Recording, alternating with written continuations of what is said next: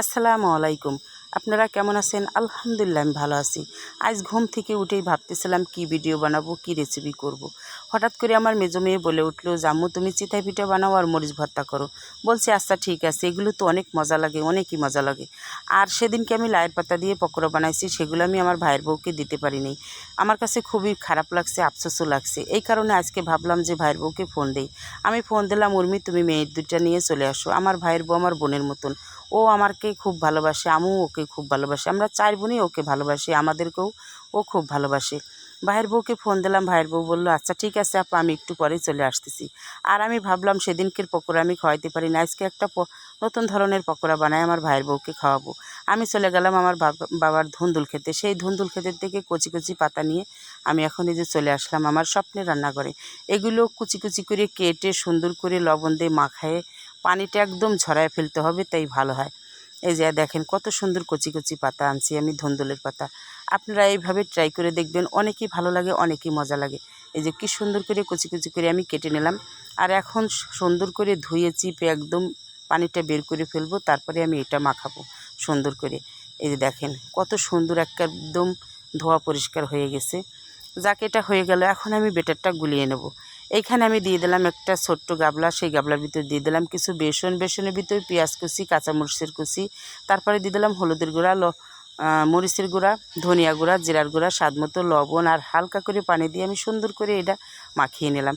তারপর অবশেষে দিয়ে দিলাম সেই ধুন্দুলের কচি কচি পাতাগুলো কেটে রাখছিলাম, সেগুলো দিয়ে দিলাম। সেগুলো দিয়ে সুন্দর করে মাখিয়ে আমি এইভাবে 10 মিনিট রেখে দেবো, তারপরে আমি এগুলো তেলে ভেজে ফেলবো। এই যে এখন এইগুলো রেখে দিলাম।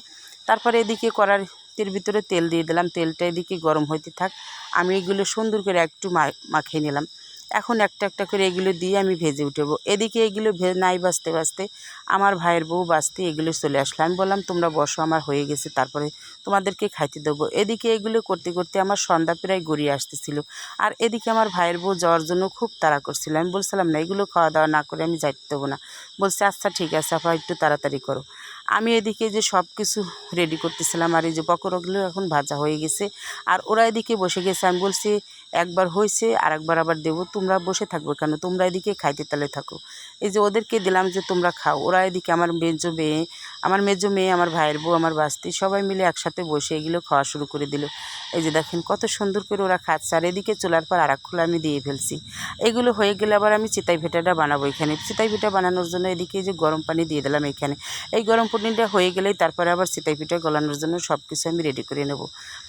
আমার ভাইয়ের বউ একটা দুইটা যাই খাক, সেটা খেয়ে গেলে আমার কাছে খুবই ভালো লাগবে। এদিকে এইখানে আমার বাবা বাড়ছিল, আমার বাবাও এইখান থেকে পকোড়াগুলো খেয়ে গেছে। আর আমার মার জন্যও কিছু আমি বাবাকে দিয়ে দিছি। আমার বাড়ির পাশেই আমার বাবার বাড়ি। আমার ভাইয়ের বউ, আমার মা বাবা একটা কিছু খাইলে আমার কাছে খুবই ভালো লাগে, খুবই আনন্দ লাগে। আমার 10টা না 5টা না একটা মাত্র ভাই, সেই ভাইটাও বাহিরে থাকে। আমার কাছে খুবই খারাপ লাগে, আফসোস লাগে। আমি আমার ভাইয়ের বউর দিকে তাকাইলেই আমার ভাইয়ের কথা মনে পড়ে। কিন্তু কি করব, আমার ভাই দূরে থাকে, এই কারণে খুবই খারাপও লাগে। এখন তো কিছু করার নাই, পরিস্থিতি সব কিছুই শিকার। এদিকে এই যে ভর্তাটা বানানোর জন্য এইখানে রসুন আর শুকনো মরিচ ভেজে সুন্দর করে শিলেপাটায় নিয়ে আসলাম এটা ভর্তাটা বানানোর জন্য। এদিকে ভাইয়ের বউ রেডি হয়ে গেছে, সবাইকে এখন আমি খাইতে দেবো। এই যে দেখেন কি সুন্দর করে মজা করে আমার মেজো মেয়ে, আমার ভাইয়ের বউ, আমার ভাস্তি সবাই মিলে একসাথে কি সুন্দর করে খাওয়া ধরছে, এই পিঠাগুলো খাচ্ছে। আর আমার খুবই ভালো লাগছে, খুবই আনন্দ লাগছে। এগুলো ওরা খাচ্ছে, আমার কাছে খুবই ভালো। আর আমার এই ভিডিওটা যদি আপনাদের ভালো লাগে, লাইক কমেন্ট শেয়ার দেবেন। ইনশাল্লাহ সবারই ভালো লাগবে। আপনারা ভালো থাকবেন, সুস্থ থাকবেন। আল্লাহ হাফেজ।